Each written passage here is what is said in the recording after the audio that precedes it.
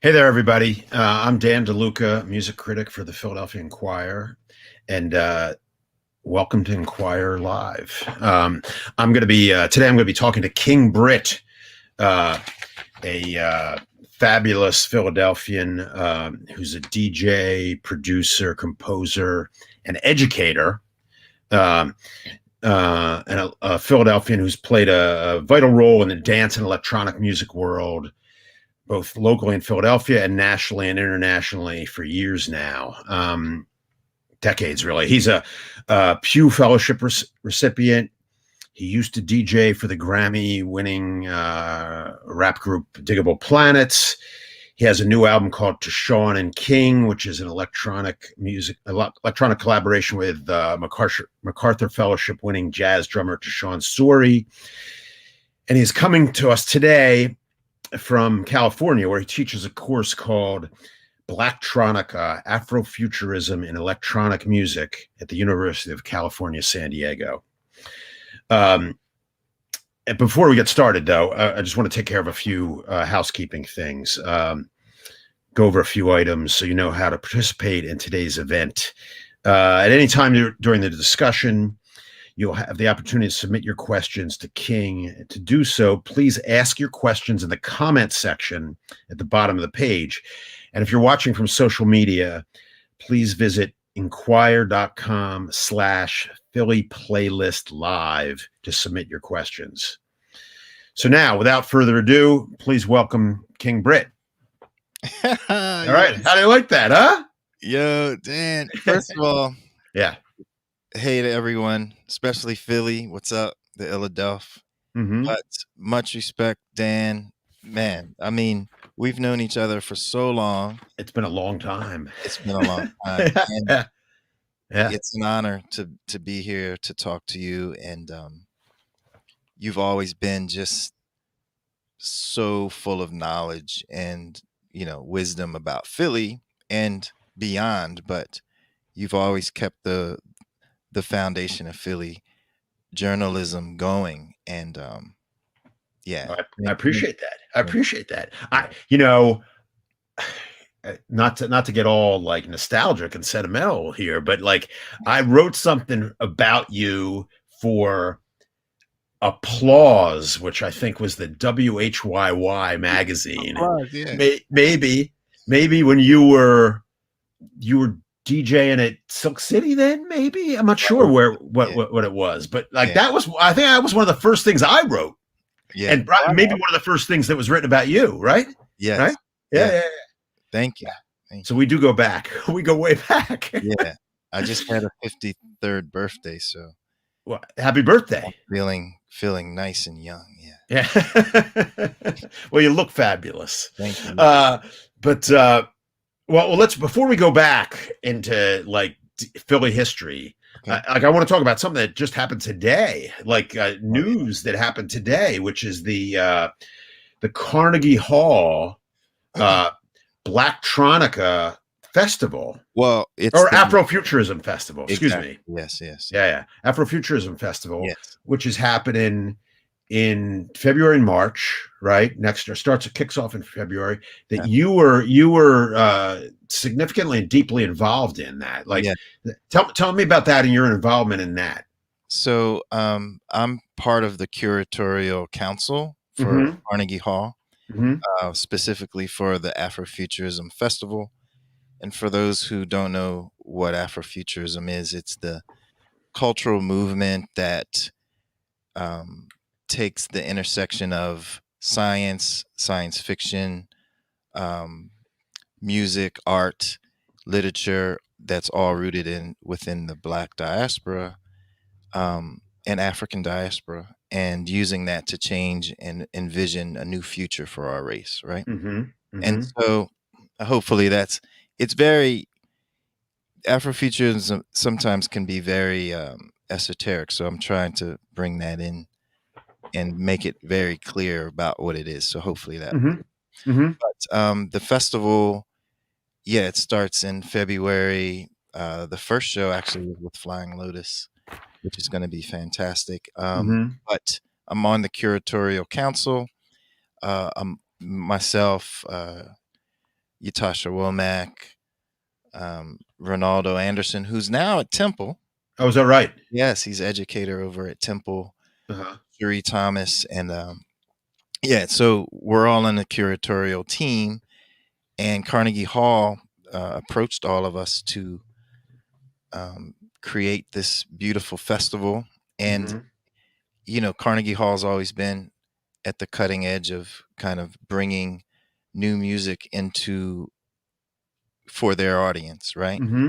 Mm-hmm. Going all the way back to blues and jazz, and all the way to Sure. John Hammond in like there you go. 30s, and like Robert Johnson was supposedly on his way to Carnegie Hall, right? When they found out he had died, I think. Ex- Yeah. Exactly. But the cool thing about this one is they also realize the importance not only of Afrofuturism, but of, this is such a beautiful cultural exchange between, an older generation and a new generation sonically. And Mm-hmm. this is going to really start a whole new path for Carnegie Hall, because they really don't dabble into electronic music eh, Mm-hmm. that often, you know. Mm-hmm. And so this is really groundbreaking time. It's a very historic moment. Right. Right. You've been sitting on this news for a little bit, Yeah, right? you've Like, right? been Yeah. killing me, man. Yeah. Yeah. Today is the day. Yeah. Congratulations. Thank It's awesome. And now one of those, and there's all sorts of connections to you and to Philly in the bill here, you. like people, like somebody I associate with you because I remember from back in the Ovum days, or at least like at the Winter Music Conference, Carl Craig is Oh, of doing course. something, Yeah. right? Yeah. Carl, Right? oh, man, that's my Yeah. brother. Yeah. Yeah, Carl Craig, but then also More Mother is Yes. involved as Uh, well, right? Who yes. who Kamei Iowa, who is an amazing artist from Philadelphia, just headlined the Philly Music uh, Festival here at World Cafe Live not long ago, where she played with three different incarnations of Yep. herself in one night, which is incredible. And you worked with her Yes. previously, right? Right? Yeah. What was your project with her? So the first of all, we've been friends for a while, and we've played shows together and everything. But our first collaboration was actually for my Floston Paradigm album, and Mm-hmm. featured on that as an instrumentalist and co-producer of a track. And then we played live at Johnny Brenda's. But our next collaboration was for her album. And I did two songs. This was 2 albums ago. She puts out an album like every few weeks. Mm-hmm. And Mm-hmm. Yeah, so she's more prolific than you, yeah, oh, possibly. absolutely. Yeah, 100%. 100%. And yeah, so 2 albums ago, I contributed 2 songs with her. One with Saul Williams. yeah. Mm-hmm. Spoken word It, poet, sort yeah. of. Yeah, Oh, he's right. and one just her and I, and it's beautiful. Yeah, Uh-huh. beautiful collaboration. But we've played a lot together. She also curated the Le Guess Who Festival a couple years ago, and Mm-hmm. or pre-pandemic, pre-COVID, Mm-hmm. and I went over and performed there um, for that festival as well. So we're always going back and forth, and also in collaboration, but also in admiration and in respect. Yeah. Mm-hmm. Mm-hmm. Now, also on that is Bill is Chimarenga Renaissance, Oh yeah. right, Yes. right, right. Um, who you have a record you're putting out on your label Yes. called and what's the name of your label? The name of my label is the Buddy System, and Right. it's a label. I started it just to put out records with friends. Mm-hmm. It wasn't it with buddies, with my buddies. Mm-hmm. It Mm-hmm. wasn't about oh, we're gonna make a lot of money or we want all this prestige. It was basically, yo, let's do a collaboration, let's put it out. Mm-hmm. So it Mm-hmm. started out as singles, just EPs here and there, and then now I'm doing complete albums. So this album with Tendai Merari, who is the leader of Chamaringa Renaissance. Mm-hmm. Mm-hmm. Then the from Taishan. who's from Zimbabwe, or his father is from Zimbabwe. Yeah. Exactly. So his father is Dumasani Mayari, who brought the mbira to the U.S. The and he thumb started piano. The right. exactly. Yeah, And yeah. they will hate that though if you don't. Oh, sorry. No, hey, gotta know, right? Yeah. But for those who don't know, yeah, it's similar to what a thumb piano would be. Okay. But it's the traditional instrument of Zimbabwe. And Mm-hmm. so in the 60s, he brought that to the US and he started the ethnomusicology program between Seattle, University of Seattle, and the Zimbabwe College of Music, right? So Mm-hmm. there's that Mm-hmm. exchange. And so that's where we recorded in Zimbabwe. We Oh, went you there, did. recorded there. Yeah. You went to Zimbabwe to record. Oh, yeah. I was there for a month. Oh, Oh, yeah. Yeah. really? Oh, yeah. Oh, wow. I didn't realize that. We have a Wow. full movie. We have everything coming out. Like, yeah. Wow. It's obviously pre-pandemic. Oh, yeah. This was Yeah. 2019. Right. So are you the producer Oh, of that sorry, record, 2018. or Yeah, he and I produced it together. Yeah. right. Okay. So all of that is happening, and then the obviously there's connections with this and your role as an educator and the course you're teaching at UC San Diego. And there's like a person who's some glue there, a connection there is Flying Lotus, who's going to be in your course tomorrow, right? Tomorrow. Isn't that Yes, right? yes. It's just the timing was, I guess, divine timing Mm-hmm. because Mm-hmm. that wasn't planned as far as that Right. date and this date coinciding. But I Right. think the cosmos sunrise smiling at us right now. Like, Right, and the Sun Ra Orchestra yeah, also there, exactly. there, Yes, of course. who are sort of the among the originators of Afrofuturism, for 100%. sure. For Yeah. sure. Amazing Philadelphia band led by the incredible Marshall Allen, who I think is 96 now, maybe something like that. 97. 97. Yeah. Based in Germantown. Beautiful. Beautiful. A beautiful and amazing thing. So, all right. So tell me, let's talk a little bit about your course then. Yes. Sort of, and how. Tell me a little bit about how that came to be, how you made that transition, and why this course and teaching the history of Black electronic music is so important. Yes. So, a couple years ago, well, I've been here 2.5 years now, Mm-hmm. and I'm loving it. Mm-hmm. And Mm-hmm.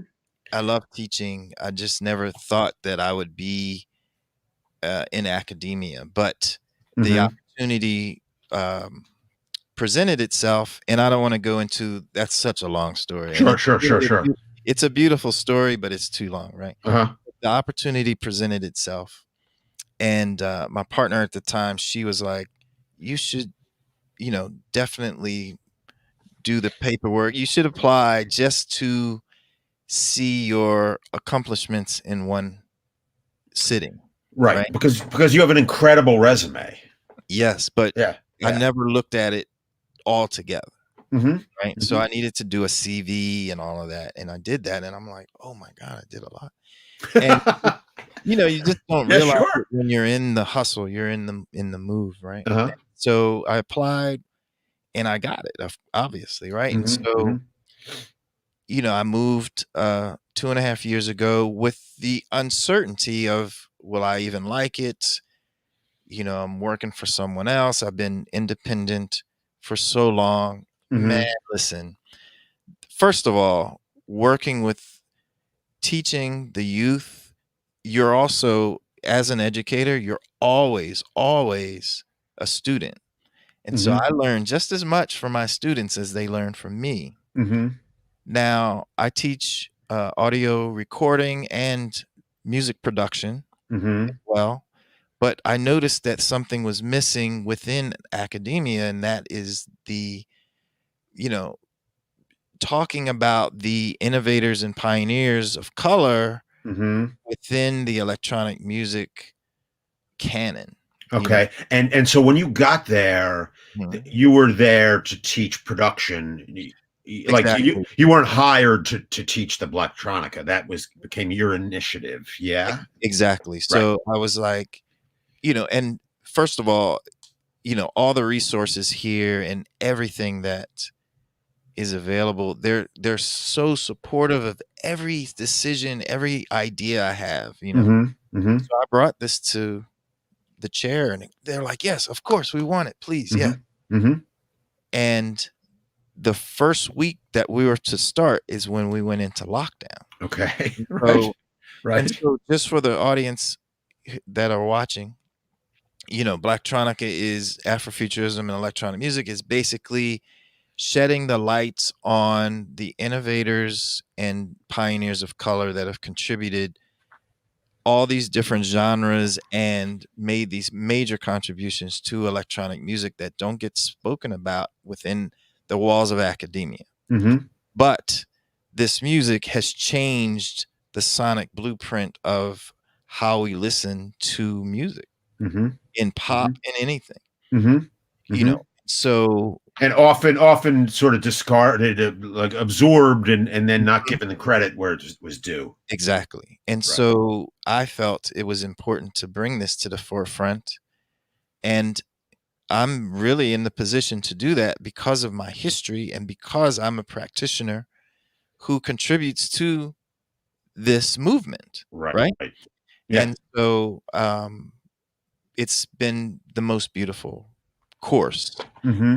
Mm-hmm. So Mm-hmm. moving it to Zoom, moving it online it was actually a blessing because I could call all my friends like, oh, Questlove or Jazzy Jeff, like everyone came into the class Mm-hmm. through Zoom, and it was an opportunity for my students to interact. And so I kept the class. My class will always be remote, Mm-hmm.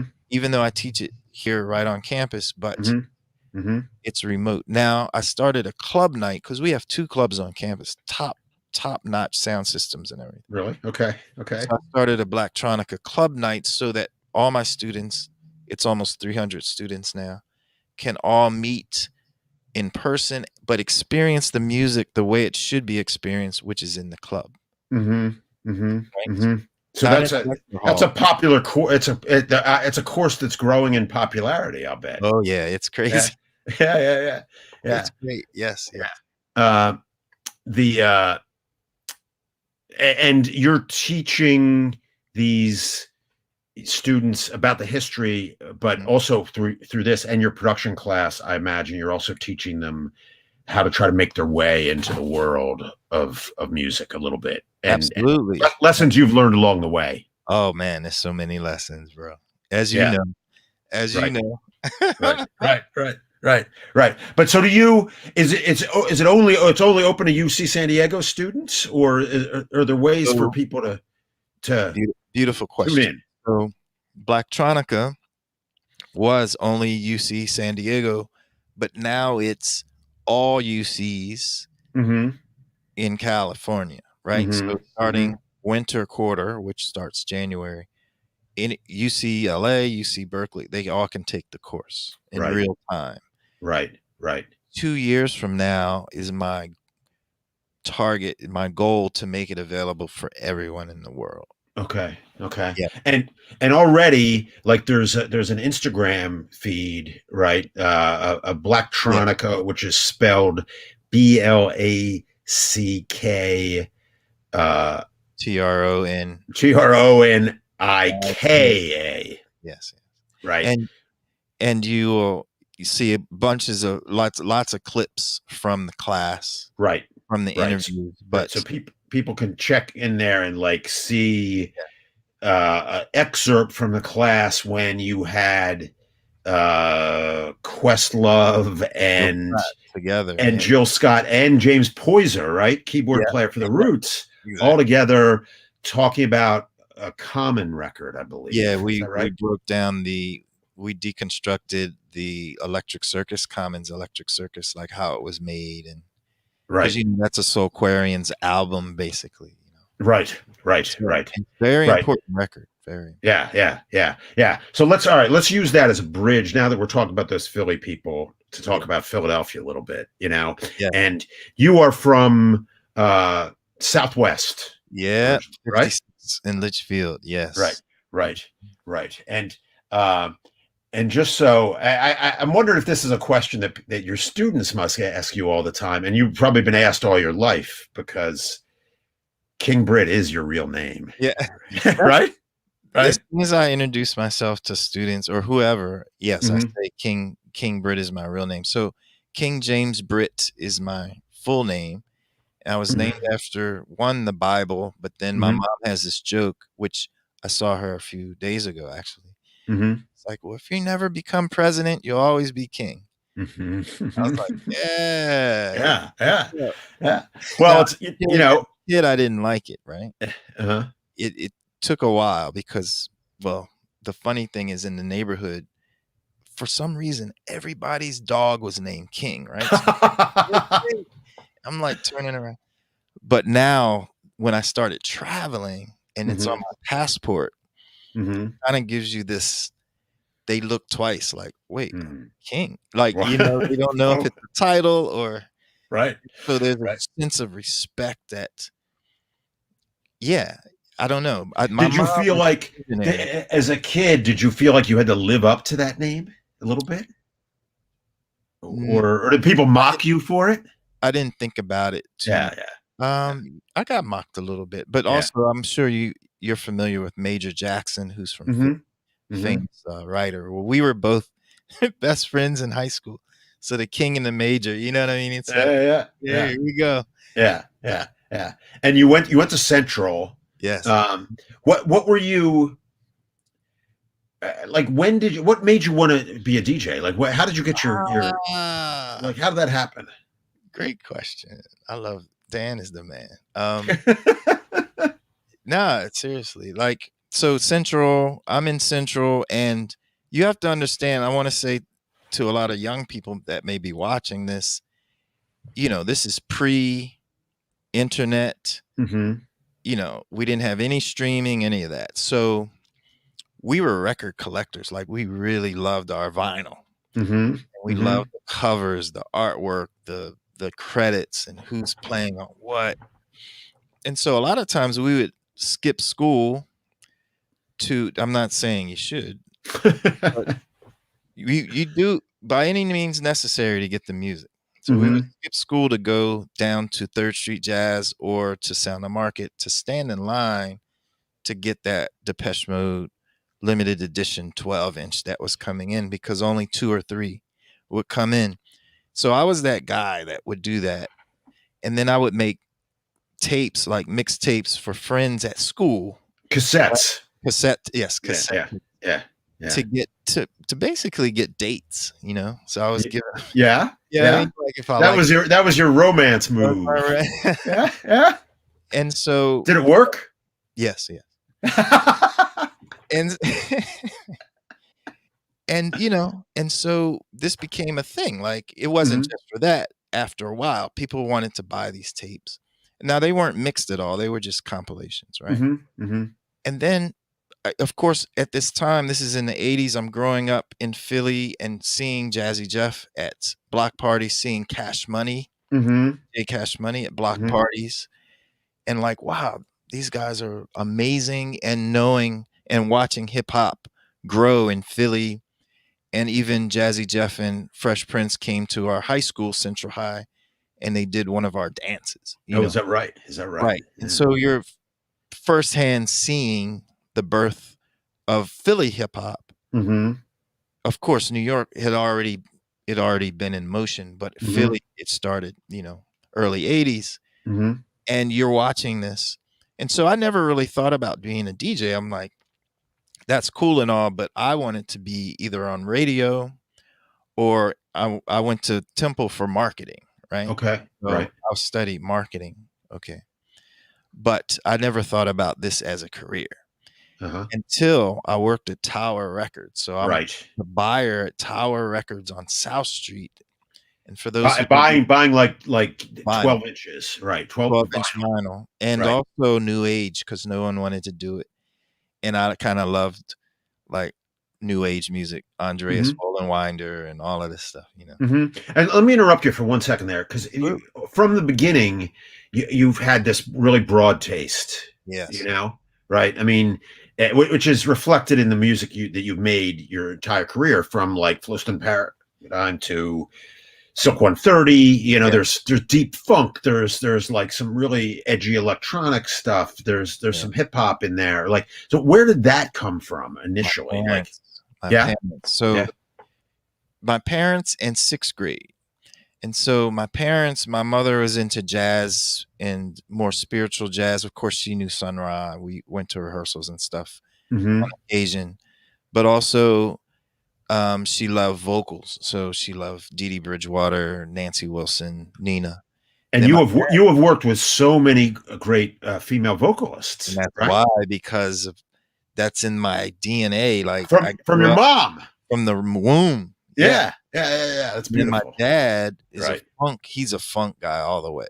Like Okay. James Okay. Brown, he's got reel to reels of James Brown live at, on the Chitlin Really, Circuit and things like really. that. Yeah, yeah. Wow.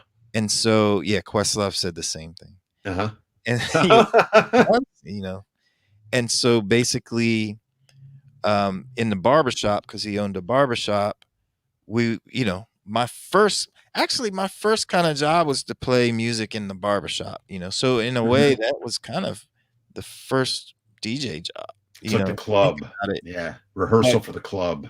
could you really learn to how to change people's emotional responses? If someone's having a bad day, throw Michael Jackson on. You know what I Hmm. mean? You're Hmm. always gonna feel good if you play off the wall. Hmm.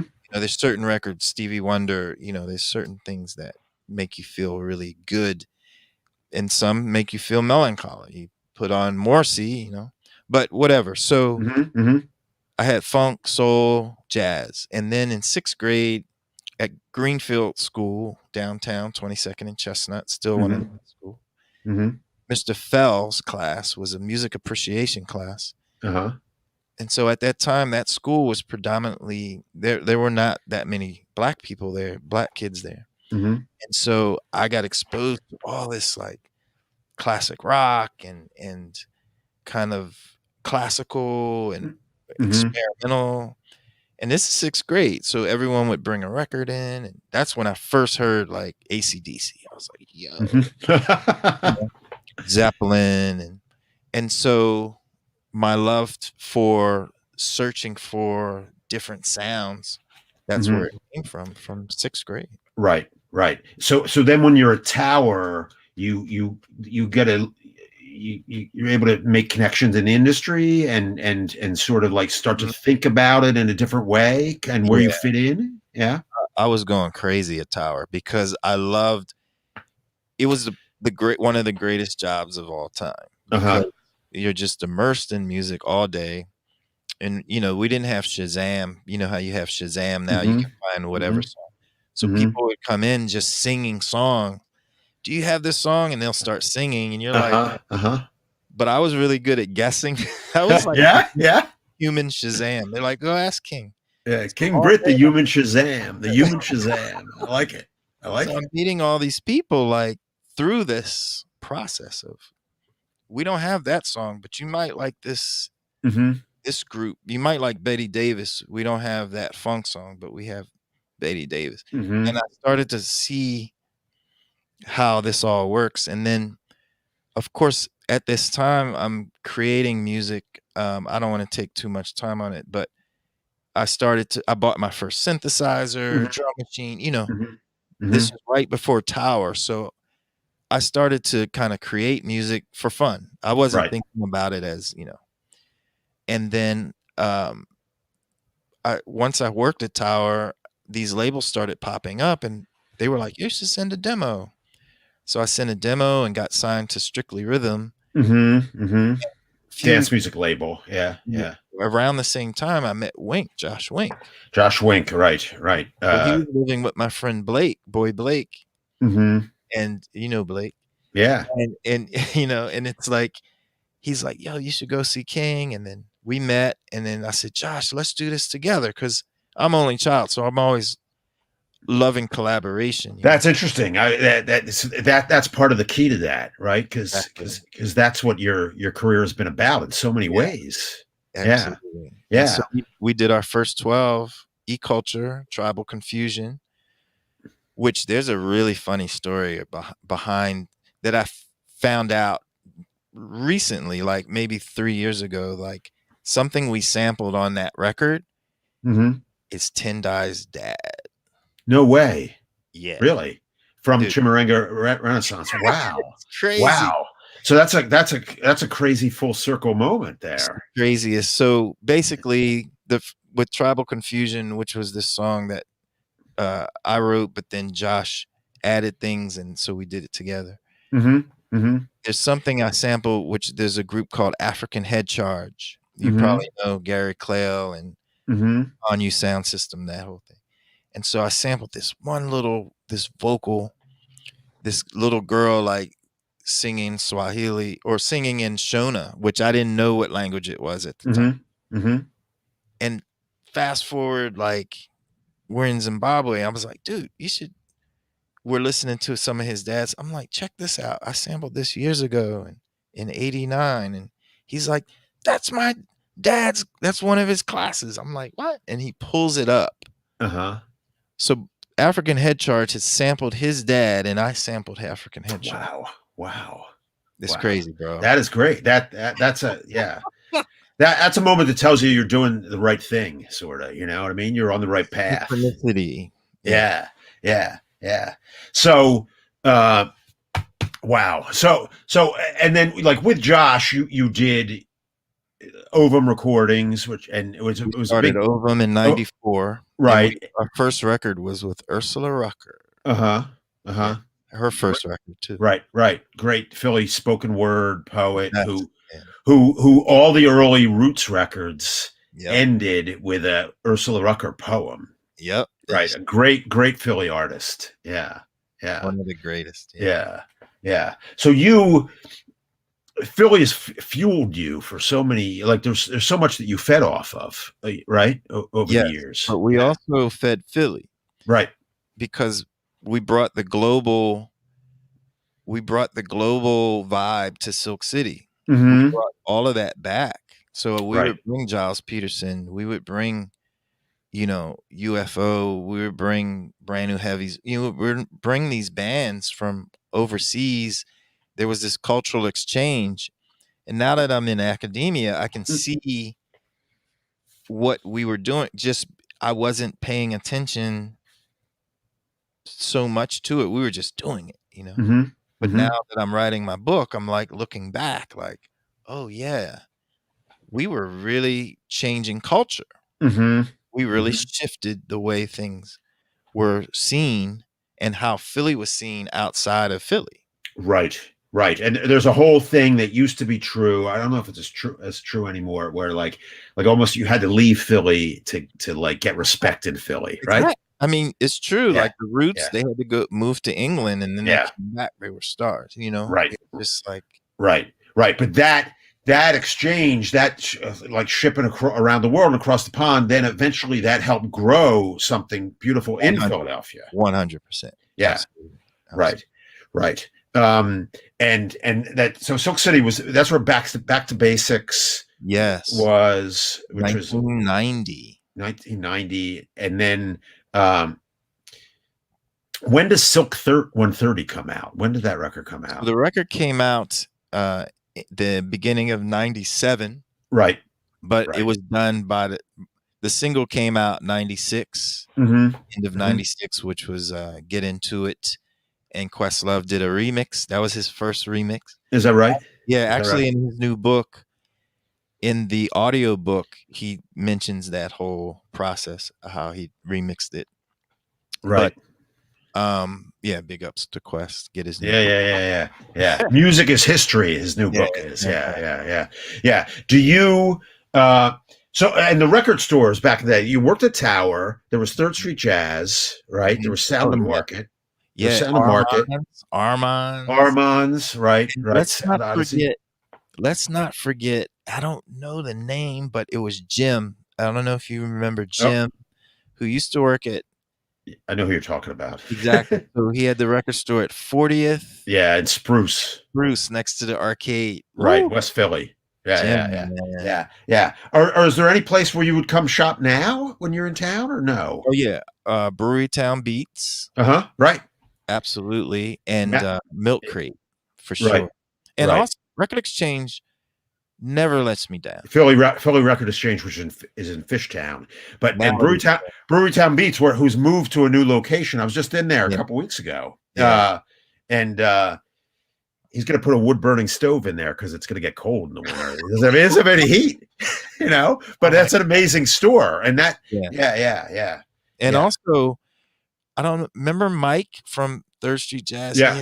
had was it AKA? AKA, Oh man, yeah, AKA. right, right. Mary Lattimore was working there. Right, right. Yeah. Mhm. He's actually working with Max if he now actually Oh, Mike is. cool. Yeah, which is very cool. Very cool. But all right, Yeah. talk to me. I want to ask you about a couple other projects that Yeah. over the years, one is the Sister Gertrude Morgan Oh, project. man. Tim Motzer, me and Tim Motzer, man. And Sister Gertrude Morgan was a visual artist Yes, perfect. and a street preacher, so to Yeah. speak, in Mhm. New Orleans. Yes. And that was, so that's an example. I mean, you collaborated with Tim Motzer, who's a great musician from Philadelphia, right? Tim's my brother, man. Like, But also you're sort of like hooking up and collaborating with the spirit and the music of like yes. someone from the past that you were giving new life to, kind of. Yeah. Yeah. So that record, Sister Gertrude Morgan, she recorded the original in 1970 at Preservation Hall in the hall. Uh-huh. She used to babysit my best friend now, Ben Jaffe, who Whose is family owns Preservation Hall, who exactly. have deep Philly connections. There Right. you go. Exactly. They Right. met in Philly. Yeah. And so, Andy Horowitz, who used to run Rope-A-Dope, Mm-hmm. he heard Mm-hmm. this record while he was there. He calls me. He's like, "King, we got to do this record, man." And Andy, man, Mm-hmm. Mm-hmm. full of Another, ideas, and he's a manifester. yeah, an important Philly behind the scenes guy who organized the Love from Philly Yes. fest last year. Yeah, Yeah. during the pandemic. Yeah. Yeah. Yeah. And Yeah. so, he was like, "You got to do this record." And so he sent me the artwork first, which blew my mind that I had never heard of her or seen Mm-hmm. her work. Mm-hmm. Mm-hmm. And it's in the Smithsonian, the Whitney, all these museums, and Mm-hmm. Philadelphia Mm-hmm. Museum of Art. And so I know I got to speed up, Yeah. but send it to me and Tim, and then Tim and I, this is sacred music. So the way Mm-hmm. we approached it was like if she was in the studio with us, which she was, her spirit was. Mm-hmm. So we created, we produced these songs around her voice, not altering what she already did. We just enhanced Mm-hmm. into we recontextualized what was already there with her voice and tambourine. That was all that existed, and then we added everything else. It's powerful. Yes. Yeah. Yeah. Yeah. Yeah. Yeah. Let's talk a little bit about then the record with Tashawn and Man. tell me, which is your brand new record, and Yes. he is an amazing improvisational jazz drummer, and so how did that record happen, and like Yes. the creative process, because it's a beautiful record. Thank It's you, really man. Thank it's like a hypnotic, transfixing, surprising record. So It's trippy, let's man. talk about that a little bit. So Tyshawn Sorey, born in Newark, he's one of the top composers in the world at the moment. Mm-hmm. Work with LA Philharmonic, work with all these different groups, but one orchestra in particular we both work with was the Alarm Will Sound Orchestra out of New York. Okay. And so he was composing for them. I had done 3 songs with them already. And so we all met in St. Louis. Mm-hmm. And I was like, oh, we hit it off like that, like brothers, And I didn't know he loved electronic music, And so we're like, we should do something. And when I got back to Cali, I called him, I'm like, yo, I'm gonna fly you out. Let's work in the studios here at school and let's rock this, And so we went in with no idea what we were gonna do. I knew he was a killer drummer, but I had never seen him play Mm-hmm. except video. And he knew all my records. He knew my stuff. And so we just went in and went for it. Mm-hmm. And it was 2 days before lockdown, and we just went for it, man. Full improvisation. And what you hear on the record is exactly that. Mm-hmm. Mm-hmm. It's So in real time. in real time. Yeah. And all the patching, all the electronics, all being done in real time, playing off of what he was playing. It was just mind blowing. And at the end of it all, we were really time traveling because we were really playing with polymeters, different measures. Mm-hmm. I would do things 3 measures over 5 measures, and then he would pick up he would pick it up like that. It was just Mm-hmm. mind blowing to see this in real time happening. Mm-hmm. Mm-hmm. And so you feel that in the record. You feel that it's organic and it's not edited and cut up and sliced. And then Mm-hmm. if you think about Miles, Bitches Brew, before Teo went and cut things up, Mm-hmm. they just jammed for hours. Mm-hmm. Or Wangdishi with Herbie, they just jammed for hours, and Mm-hmm. later they went in, but we kept it. We didn't do editing. We kept it the way it was. Right. And you knew during that process, there must have been a moment where you're like, this is a keeper. Like this is not just like a rehearsal. This is like this is it. 100%. Mm-hmm. From the very get-go, we were like, "Okay, we're here for a reason." Mm-hmm. Yes, and Mm-hmm. Mm-hmm. we're gonna play in Philly soon, so I'll keep you posted. Really, really, Yeah, yeah, really, Ars Nova thing. really. Where will that be? Do you have any idea? I mean, my dream is Johnny Brenda's. It's just the best venue in Philly. There's no Mm-hmm. other venue for that size, right? Mm-hmm. There's no venue in Philly that can top Johnny Brenda's. You got the visuals, the sound is amazing, the owner's great, like everybody's cool. Right, right. You So know, that's your favorite spot here. Yeah, 100%. yeah, Yeah, yeah. And it would just be the two of you on stage. that's it. Right, right. It's interesting you said you knew you were there for a reason because it made me think of the reason. Oh yeah, That's yeah, right. yes, Silk 130 song, right? yes, Right. yeah. Is that Lady Alma on that? No, that's Vicky Miles. Okay. She went to Girls High, and she's cousins with Ursula Rucker. Right. What a Right. voice! What a voice! Right. Do you? What is the key through all of these projects? I mean, we talked a little bit about collaboration, and working, and you being an only child, but just about to like being open all these, to remaining open to creative impulses and creative collaborations, like uh and following it wherever it takes you. Like how do you stay in the right mindset for that?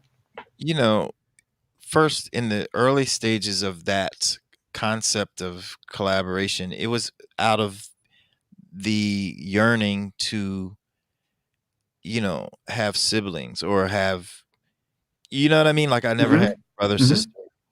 Sure. Um, I do have a half sister that I found out about later, which is beautiful. She's amazing. Mm-hmm. But growing up, I didn't, right? I didn't know, right? And so I was always, yo, let's play Dungeons and Dragons or whatever game that related to kind of collaboration, right? Mm-hmm. And so that was early in my childhood, and so I kept that going Mm-hmm.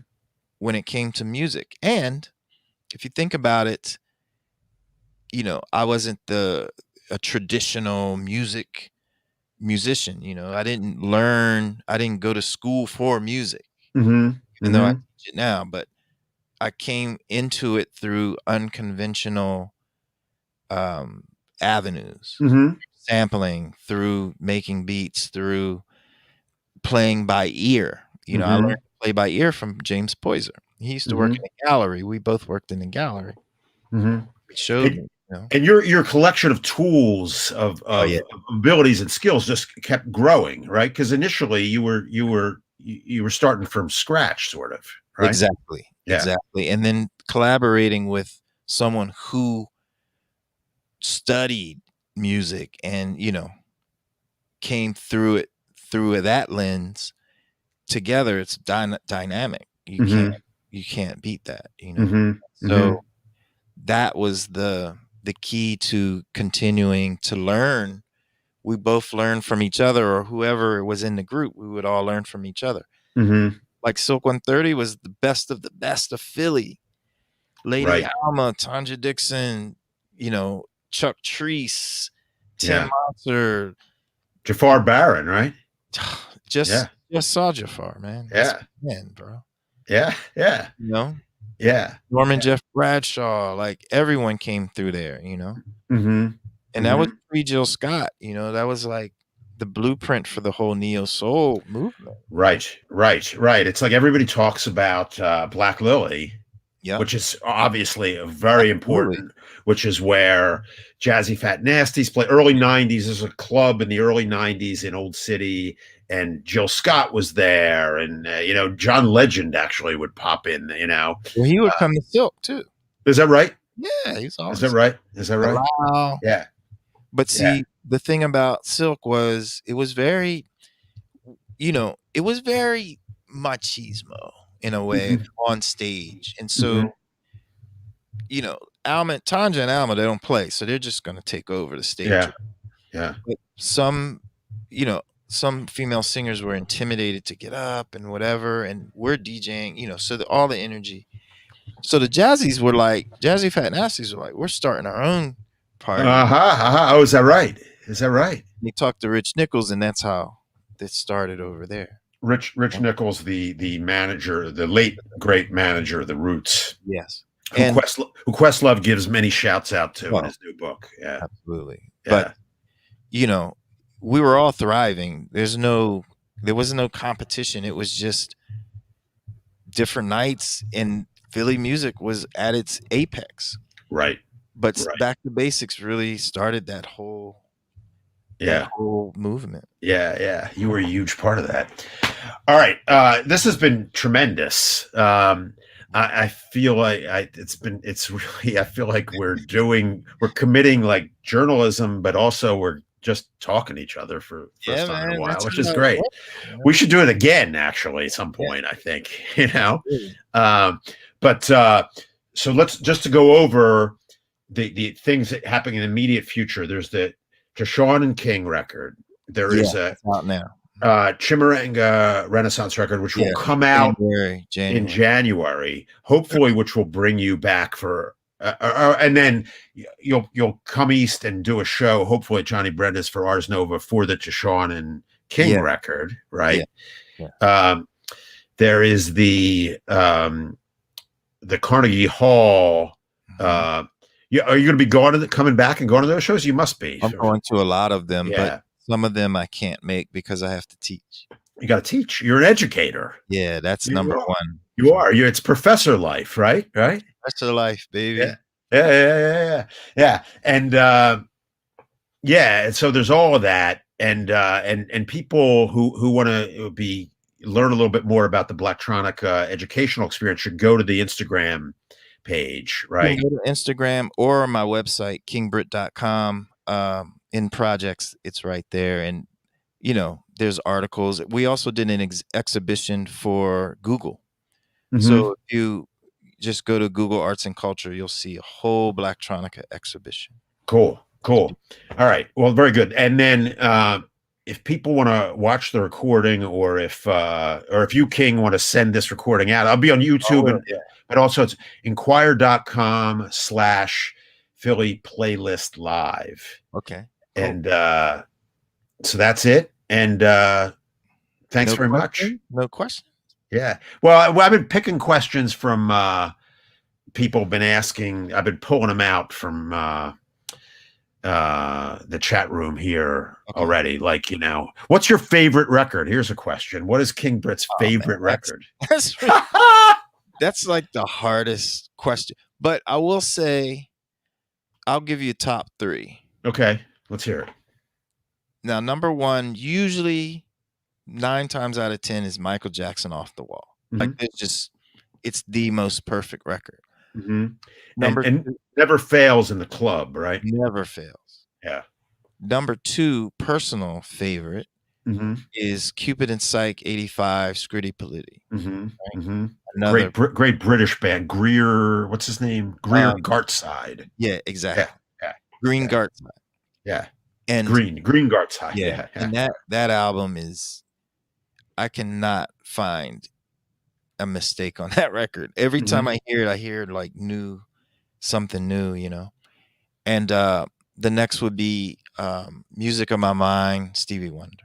Okay. All Yeah. right. All right. All right. One more question. Favorite Philly record? Ooh, damn.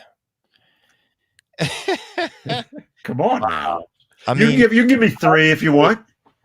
okay. Well, number 1 would be Remembers Only, Silk 130. I have to say, Yeah. Okay. All right. because I got to work with Grover Washington Jr., De La Soul. Who else is on that record? Alison Moyer from Mm-hmm. As, ABC, Kathy Sledge. Mm-hmm. That was like a homage, not only to Philly, but to England as well. Mm-hmm. Mm-hmm. Number 2, Philly record, Do You Want More? The Roots. Uh-huh. And number 3 would be, you're going to laugh, Escalator of Life, Really? Really? Robert Hazard. Robert Hazard. Now, what do you love about that record? You know? Bro, it was, you know what it does? It brings me back to a time in high school. It was just the apex of the 80s, and it just brings great memories, but Mm-hmm. also sonically, it really sounds good. Mm-hmm. I was like, wow, this record really sounds like one of the best out of Philly. Like, you had the Hooters, Mm-hmm. you had, different groups, but Pretty Poison was great. They were Uh-huh. fantastic. But this is Uh-huh. kind of Jersey, right? Yeah, yeah, yeah. Yeah, South yeah. Jersey. So I Still can't. working a little bit. They're still Oh, around a good, little bit. Yeah. good, way Yeah. cooler. Yeah. Way But cooler than Jade Starling. Jade, Yeah. yeah, Jade. Yeah. Yeah. But that Robert Hazard, man, like something about Escalators of Life, dude. That is Mm-hmm. Mm-hmm. incredible record.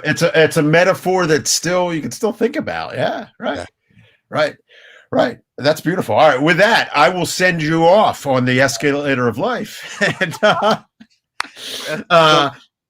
Yeah, this has been great. I want to thank everybody for watching. It's Thank tremendous. you, everyone. Thanks for spending time with us. And once again, you can watch it at inquirer.com/Philly Playlist Live. So thanks everybody, and thank you so much, King Britt. Thank you, man. All right. Take care. We're gonna do it again. Yeah, definitely. See ya. Peace.